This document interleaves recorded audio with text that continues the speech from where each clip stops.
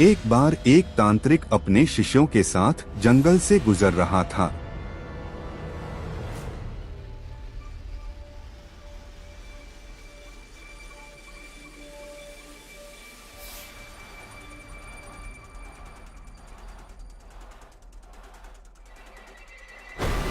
अचानक दूर पेड़ के पास एक सुंदर लड़की को जाते देखा और देखते ही देखते वो लड़की एक सांप में बदल गई और सांप के सिर पर चमकता हुआ नागमणि देखा तब उसको समझ आया वो लड़की मामूली लड़की नहीं, वो एक इच्छाधारी नागिन है। उस तांत्रिक ने सोचा, अगर इस नागिन का नागमणि मुझे मिल जाए तो जो चाहे पा सकता हूं। और नागिन फिर से जंगल की या चली गई। अब नागमणि पाने के लिए गुरु के पास जाता है, दिव्य शक्ति लेने। अपने गुरु को पूरी कहानी बताते हुए कहता है, गुरुदेव मुझे शक्ति दो ताकि मैं नागिन को वश में करके नागमणि हासिल कर सकूं। तांत्रिक की बात उसके गुरु बहुत क्रोधित होते हैं और कहते हैं, तू मूर्ख है, वो नागिन बहुत अच्छी है। अपने नागमणि से वो लोगों का कष्ट दूर करती है और तू उससे मारकर अपनी इच्छा को पाने के लिए नागमणि लेना चाहता है। ऐसा कहकर बहुत फटकार लगाते हैं, पर तांत्रिक शिष्य भी अपने जिद का पक्का था। वो अपने गुरु से गुस्सा करके चला गया गुरुदेव और कहते हैं, गुरुदेव मुझे माफ करना, वो नागमणि किसी भी तरह से किसी भी कीमत में हासिल कर लूंगा। आप देखना, मैं फिर आपसे बात करूंगा।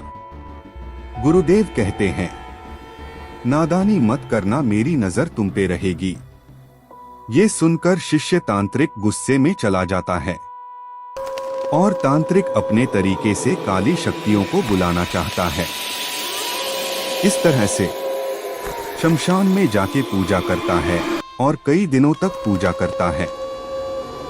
एक दिन सपेरों को बुलाता है और आदेश देता है, जाओ हमारे लिए सांप पकड़कर लाओ मेरे पास। फिर सपेरे अपने काम में लग जाते हैं। अलग अलग होकर सपेरे सांप को ढूंढने लगते हैं।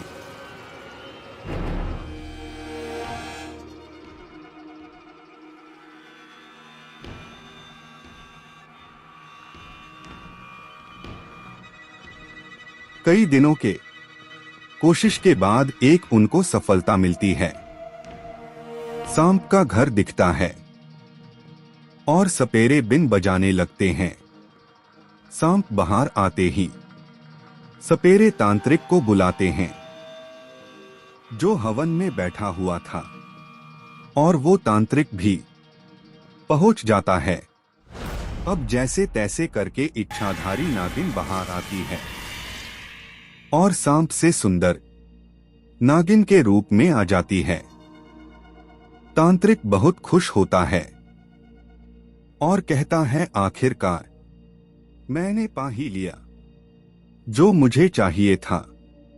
कहकर नागिन पर हमला करता है और नागिन बेहोश होकर जमीन में गिर जाती है। और जैसे ही जमीन में नागिन गिर जाती है, उतने में एक कुल्हाड़ी दूर से उड़ती हुई आ जाती है और धड़ाम से तांत्रिक को लग जाती है।